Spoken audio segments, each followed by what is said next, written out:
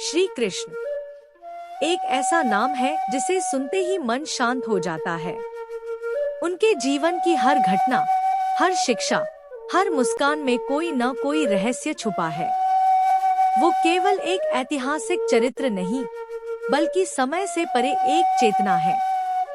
वो एक ऐसे मार्गदर्शक हैं, जो आज भी हमारे अंदर बोलते हैं, बस जरूरत है उन्हें सुनने की।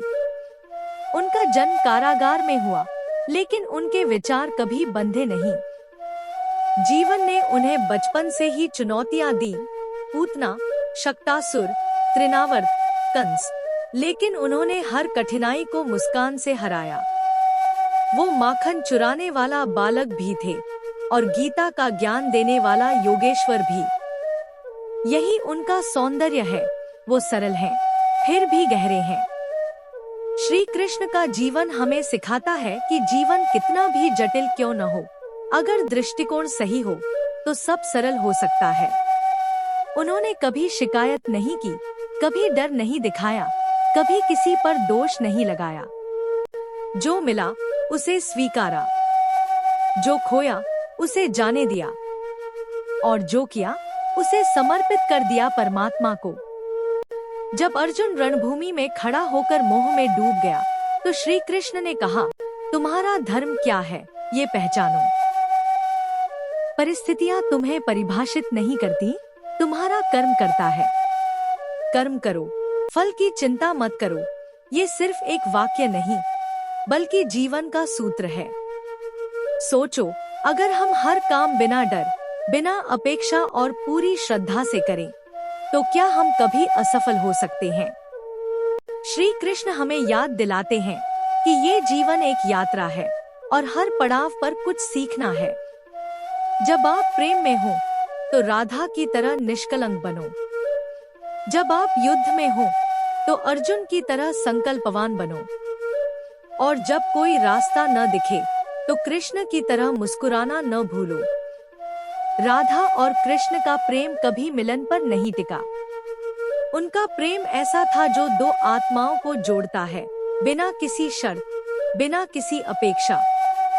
अगर हम अपने जीवन में थोड़ी भी ऐसी निस्वार्थता ले आए, तो रिश्ते टूटेंगे नहीं और मन अशांत नहीं रहेगा। कृष्ण ने कभी किसी को बदलने की कोशिश नहीं की। उन्होंने सिर्फ दृष्टिकोण बदला।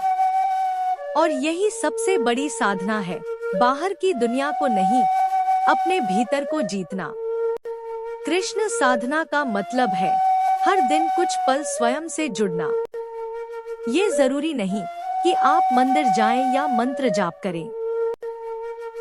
अगर आप ईमानदारी से, दिल से, अपने कार्य, अपने संबंध और अपने विचारों में भगवान को याद रखते हैं, तो वही सबसे बड़ी भक्ति है। जैसे कृष्ण ने द्रौपदी की लाज उस समय बचाई जब कोई उम्मीद नहीं थी, वैसे ही वो आज भी हर उस भक्त के साथ खड़े होते हैं जो उन्हें सच्चे मन से पुकारता है। आज का युग भले ही डिजिटल हो गया हो, लेकिन आत्मा वही पुरानी है।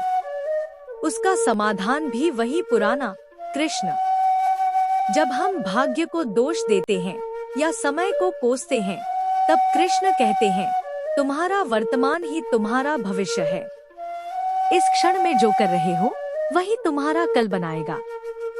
कभी आपने देखा है कि जब भी आप श्री कृष्ण की मूर्ति को देखते हैं, तो वो मुस्कुराते हुए दिखते हैं?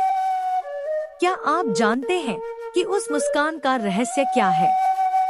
वो मुस्कान हमें याद दिलाती है कि चाहे कितनी भी मुश्किलें हों, अगर अंदर शांति है, तो बाहर कोई परेशानी मायने नहीं रखती। श्री कृष्ण ने कभी जीवन को गंभीरता से नहीं लिया। उन्होंने जीवन को एक उत्सव माना, एक खेल, एक लीला। और यही कारण है कि वो कभी हारते नहीं थे। उनका हर कदम एक सधा हुआ नृत्य था, हर निर्णय एक गूढ़ शिक्षा। जब जीवन थकाने लगे, जब रिश्ते बोझ लगने लगे, जब मन